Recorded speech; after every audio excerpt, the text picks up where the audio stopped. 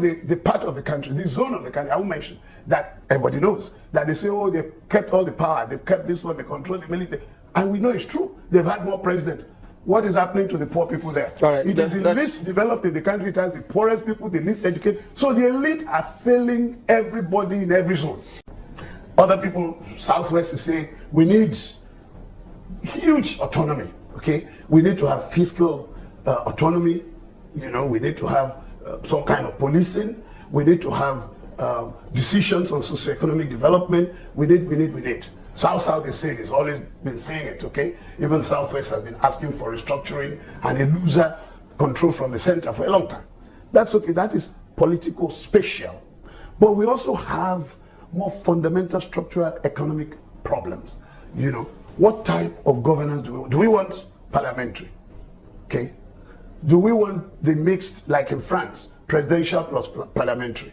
Do we want the outright American one that we're pretending to use now is hellishly costly? So it appears everything is ultimately or directly or indirectly tied to the political structure. Oh yeah, including that structure you talked about. Yes, oh yes, and including the kind of economy you can run in it. The structure we have, for instance, look, I keep saying it, this is the most wasteful, low quality, most expensive, low quality economy in the whole world. For me, preferably, it should be a parliamentary system. Because we had it up to 1966, where you can say, look, the center would be automatically entitled to certain kinds of money, maybe exports. It will take X percentage from whatever export is going out from any zone, okay? But apart from that, any other money it's going to use, the zones or the regions will sit together with the federal government, they will negotiate year by year, okay? All right? But we used to have it here before.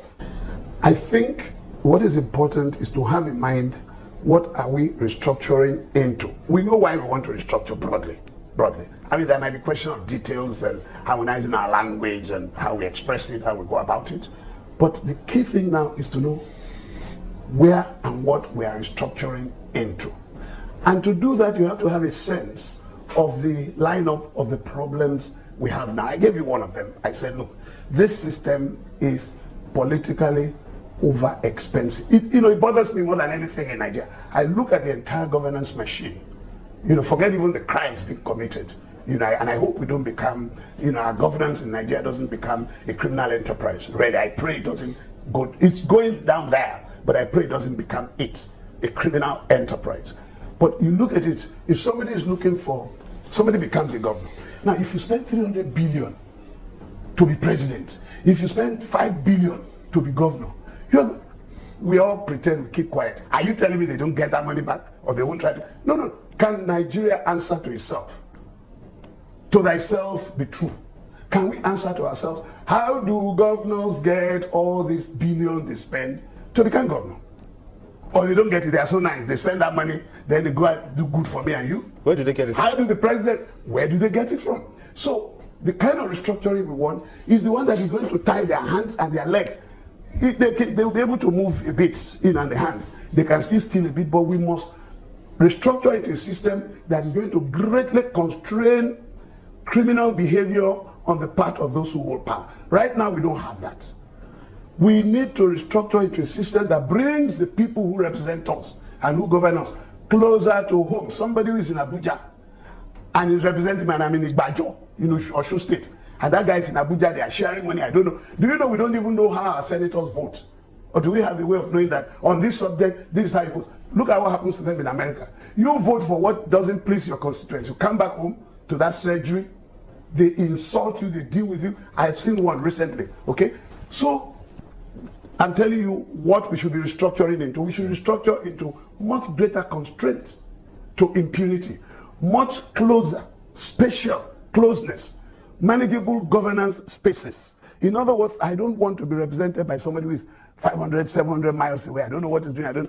Let them be closed. This youth. If you mess up, they will go. They might even threaten to burn down your house. I don't want that. But we need these people closer under our nose. What if, I know they talked about it some time ago, but I don't know if it's gone cold. Independent candidature. Yes. If that were introduced into the laws while they amend the constitution. Yes. How will that help? It will help a lot. You see, our leaders are afraid.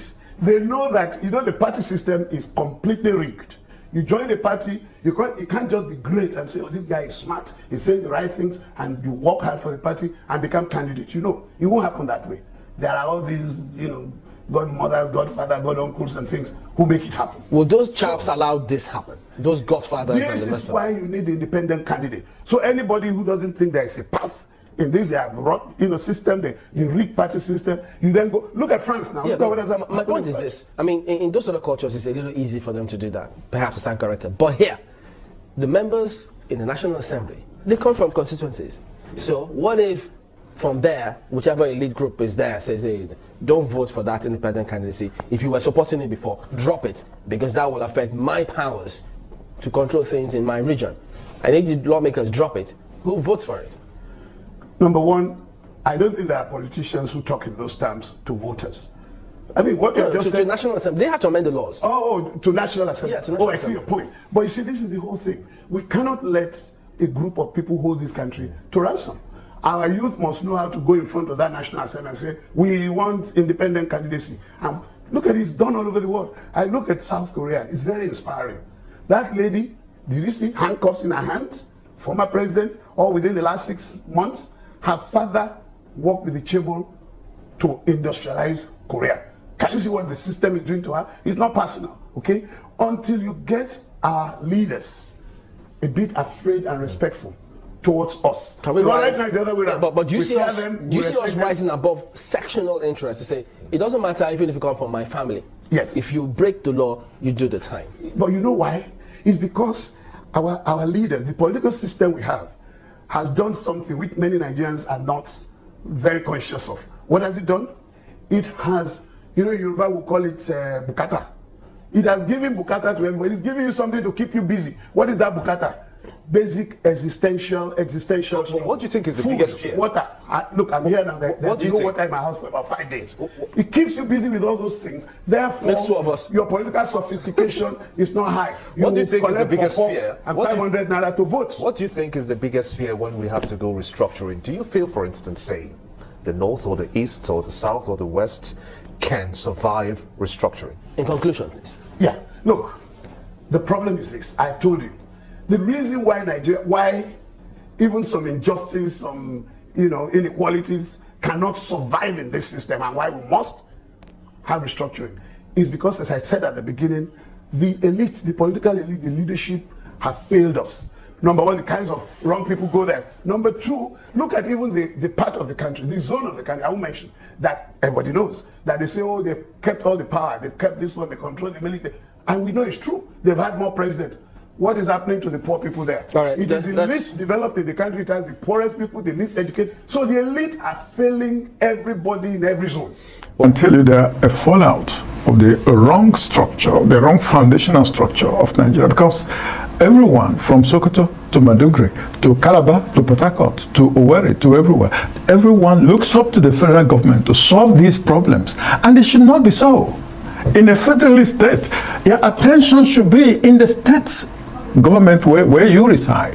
That government should take responsibility for these things, not a distant federal government that probably doesn't have officials, bureaucrats who don't even understand the local terrain, the environment. Yeah, but there's nothing stopping state governments from development. It has actually restricted a lot of things. Part of it is this. Instead of the citizens looking up to their state capitals, they bypass them and look up to the federal government that is so far away. And that kind of gives them an opt-out. Exactly, and that gives the governors a free right to do whatever they please.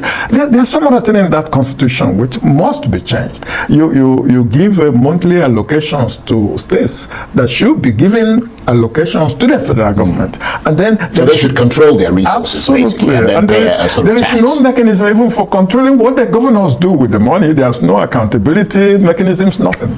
So if we do not restructure, honestly, I believe strongly, and many people know it, most of the politicians know it, if we don't restructure and give back power to the people to make of themselves the best they can be, Nigeria is going to be just managing to... Right. It will never quite achieve its potential. It will never achieve that potential. And President Tinubu is seen by many as a pro-democracy advocate who fought for the return of the military to the barracks. So with that background, do you expect him to be the arrowhead of a far-reaching constitutional attempt to restructure Nigeria and unravel an existential crisis in this country, as you said there is?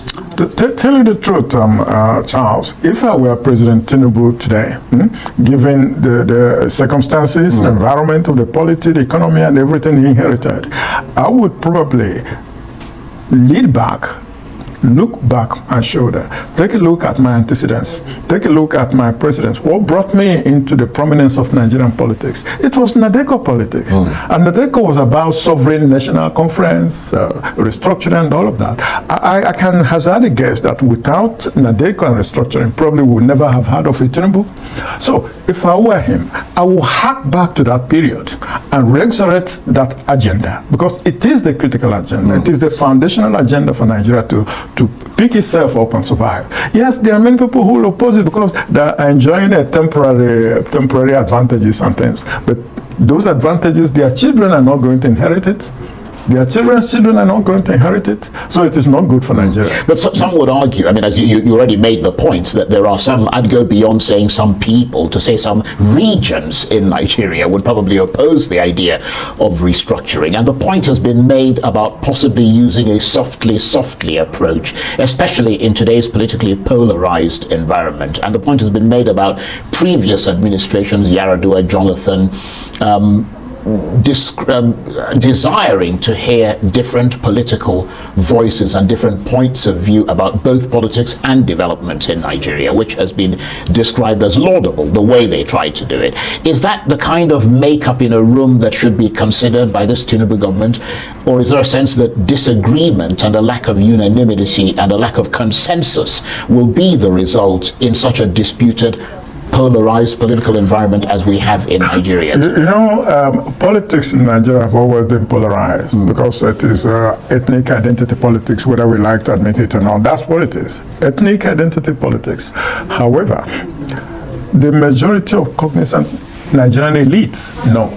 In the southwest, in the southeast, in the south, and that movement has been on for quite a while. I used to attend meetings of the South Middle Belt Leadership Forum, and all the agenda was about restructuring Nigeria. Even the Middle Belt, a chunk of which we call the North, also believe very strongly that unless Nigeria is restructured, they will never have the freedom they need to develop their place and be who they wish to be and develop their own identity.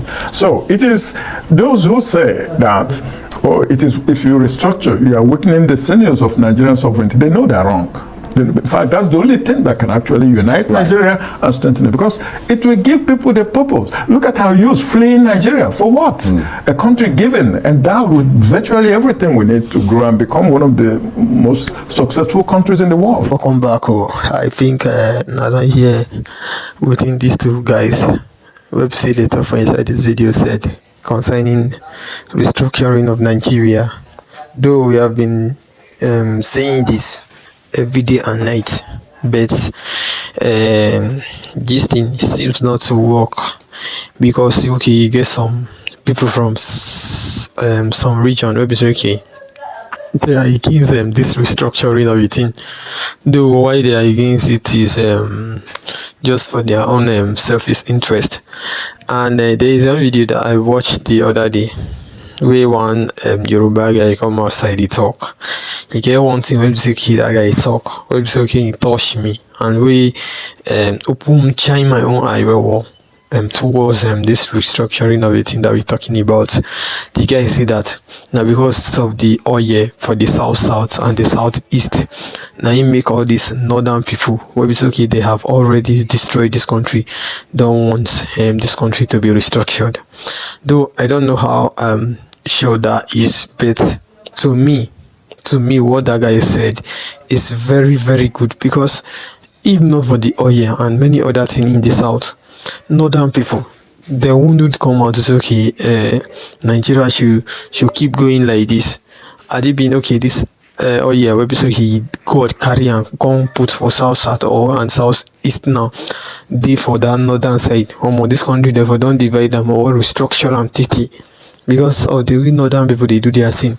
Then people for okay, they get sense where they get sense. They know how to play politics. They know how to play people. They know how to play their own people too. We are bringing all this thing up just not because okay we are trying to propaganding against them, but we are bringing all this thing up for them to learn because we have many of them here. All this thing we are seeing it so that they are youth that are growing up now. Once they grow up, once they grow up, they will be able to correct the mistake that their forefathers have made.